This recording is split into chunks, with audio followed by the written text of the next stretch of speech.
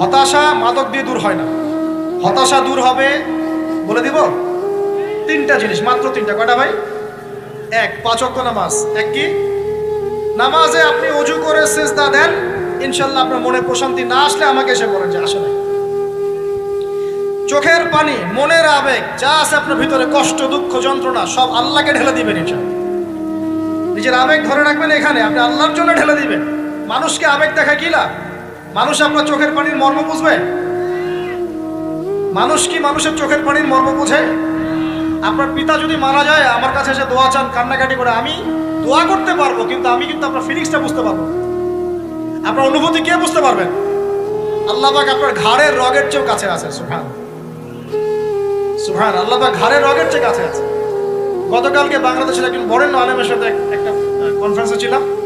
উনি বলছিলেন যে এক ব্যক্তি, এটা শোনেন, এক ব্যক্তি খুব তার শখ যে তিনি সাহাবীদের মতো নামাজ পড়া শিখবেন। কথা বুঝতে পারছেন? সাহাবীদের মতো নামাজ শিখবেন। তো একজন বরেণ্য আলেমের কাছে এসেছেন, এসে বলছেন যে আমাকে সাহাবীদের মতো নামাজ শিখিয়ে দেন। তখন সেই আলেম আরেকজন আলেমের সন্ধান দিয়েছেন, যে তুমি তার কাছে যাও, তিনি শেখাবেন। তো সেই ব্যক্তি একটু অবাক হয়েছেন, কারণ যাকে প্রশ্ন করেছিলেন তিনি অনেক বড় মুহাদ্দিস, আর যার কাছে পাঠানো হচ্ছে তিনি অত বড় মুহাদ্দিস নন, কিন্তু আবেদ, আমল করেন। তাকে গিয়ে বলছেন উনি আমাকে পাঠিয়েছেন সাহাবীওয়ালা নামাজ শিখিয়ে দেন। তখন তিনি বলছেন ঠিক আছে, সুন্দর করে ওযু করে আসো, সুন্দর করে ওযু করে আসো। ওযু করার সময় খালি খেয়াল রাখবা যে আমি ওযু করছি শুধু আল্লাহর সন্তুষ্টির জন্য। কি খেয়াল রাখবেন? ওযু করছি শুধু আল্লাহকে রাজি খুশি করার জন্য ওযু করছে, আর কোনো উদ্দেশ্য নাই আমার। ওযু করতে যাচ্ছে, তিনি আবার বলছেন দাঁড়াও, শুধু আল্লাহকে রাজি খুশি করার জন্য ওযু করো। আবার শুরু করছেন, আবার বলছেন শোনো, শুধু আল্লাহকে রাজি খুশি করার জন্য ওযু করো। এভাবে বলতেই আছেন, নামাজে দাঁড়িয়ে আছেন, দাঁড়ানোর আগে বলছেন শোনো, শুধু আল্লাহকে রাজি খুশি করার জন্য নামাজ পড়ো। বলতেই আছেন। এক পর্যায়ে সে ব্যক্তি নামাজ শুরু করলো, নামাজে মনোযোগ এদিক ওদিকে যায়, আর তার মাথায় এটা আসে, এই শুধু আল্লাহকে রাজি খুশি করার জন্য আমাকে নামাজ পড়তে হবে, শুধু আল্লাহকে রাজি খুশি করার জন্য নামাজ পড়তে হবে। এই চিন্তা তার মনের মধ্যে ঘুরপাক খাচ্ছে। এভাবে নামাজটা সে শেষ করেছে। শেষ করে চিন্তা করছে যে নামাজ তো পুরোপুরি মনোযোগ দিতে পারলাম না। বারবার মাথার মধ্যে এরকম চিন্তা আসছে, আল্লাহ আমাকে তুমি মাফ করে দাও, নামাজটা আমার মনে হলো না ঠিক মতো। তখন সে ফিরে এসে তার সে ওস্তাদকে বলছেন, আমার তো নামাজ এরকম করে পড়লাম, কিন্তু শেষমেশ মনে হলো যে নামাজটা হয়তো কবুল হয় নাই, আল্লাহর কাছে খুব মাফ চাইলাম, আল্লাহ আমাকে মাফ করে দাও, নামাজটা মনে হলো না। তখন সেই যে প্রথম ব্যক্তি যিনি পাঠিয়েছেন তিনি বলছেন, এটাই হলো সাহাবীওয়ালা নামাজ। তারা আল্লাহকে রাজি খুশি করার জন্য নামাজ পড়তেন, নামাজ শেষ করে আল্লাহর কাছে ইস্তেগফার করতেন, আল্লাহ কিছুই হলো না, কিছুই হলো না। আর কথা কি বুঝতে পারছেন? অতএব আল্লাহকে রাজি খুশি করার জন্য আপনি আপনার আবেগ, আপনার ইবাদত সব ঢেলে দিবেন, অন্য কারো কাছে কিছু পাওয়ার আশা করবেন। অতএব নামাজ আপনার মাদকের দিকে যাওয়া লাগবে না, নামাজই আপনার হতাশা দূর করে দেবে ইনশাআল্লাহ। 2 নাম্বার আমল হচ্ছে কোরআন তেলাওয়াত। যে ব্যক্তি কোরআন তেলাওয়াত করতে পারে নিয়মিত, তার মনের মধ্যে এই হতাশা, এই ভীরুতা, এই কাপুরুষতা কিচ্ছু আসবে না ইনশাআল্লাহ। আমি গ্যারান্টি দিচ্ছি আপনাকে, হতাশা আসবেই না আপনার মনে যদি আপনি কোরআন বুঝতে পারেন। কোরআনের একটা আয়াত নিয়ে কোনো সময় দেখা যায় 2-3 ঘন্টা সময় পার হয়ে যাচ্ছে, আয়াতটা ছেড়ে সামনে যেতে পারছি না। কোরআনের ভিতরে ঢুকলে আপনি দুনিয়ায় ভুলে যাবেন কি হচ্ছে আশপাশে। আমি এমন অনেক আলেমকে দেখেছি যে একটা বই, পাতলা একটা বই, আরবি বই নিয়ে পড়া শুরু করেছেন, যে ফজরের পরে জোহরের ওয়াক্ত হয়ে যাচ্ছে, বইটাই শেষ করতে পারবেন, বুঝতে পারবেন না। যখন আপনি ইলমের ভিতরে ঢুকে যাবেন, কোরআনের ভিতরে, হাদিসের ভিতরে, আপনার দুনিয়ার খেয়ালই নাই। একজন আলেম তিনি এক রাত্রে একটা বই লিখেছিলেন, চটি বই, এক রাত্রের মধ্যে। বলা হচ্ছে তার সম্পর্কে বলা হচ্ছে যে রাতের খাবার তাকে দেয়া হয়েছে, যে আপনি এটা খেয়ে নেন। যে খাবারটা পাশেই আছে, খাবারটা খাবো, এটা লিখে খাবারটা খাবো, এরকম তার চিন্তা ছিল।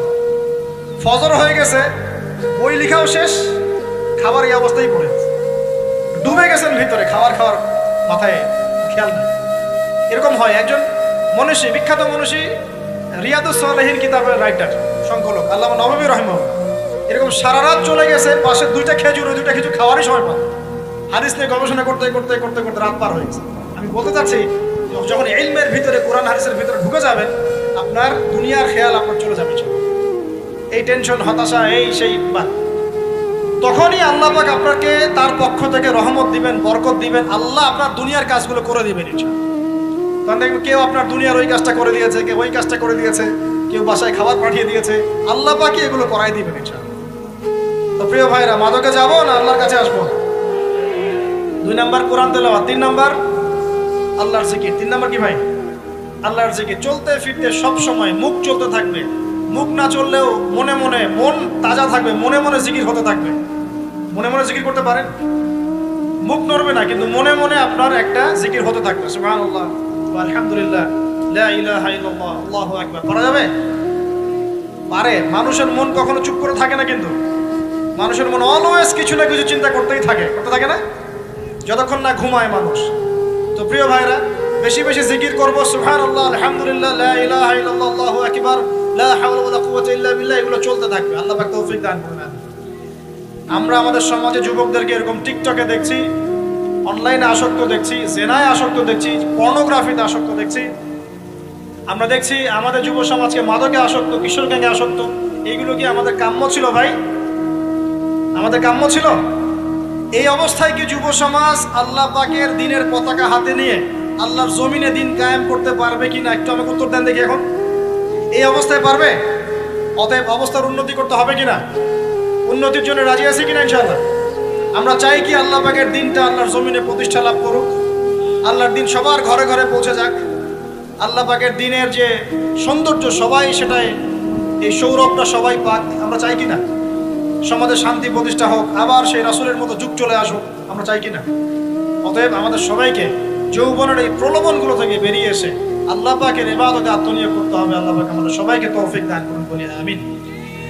আমাদের সবাইকে আল্লাহ রাব্বুল আলামিন কোরআন এবং হাদিসের গভীর জ্ঞান অর্জন করার তৌফিক দান করুন, বেশি থেকে বেশি ইবাদত করার তৌফিক দান করুন।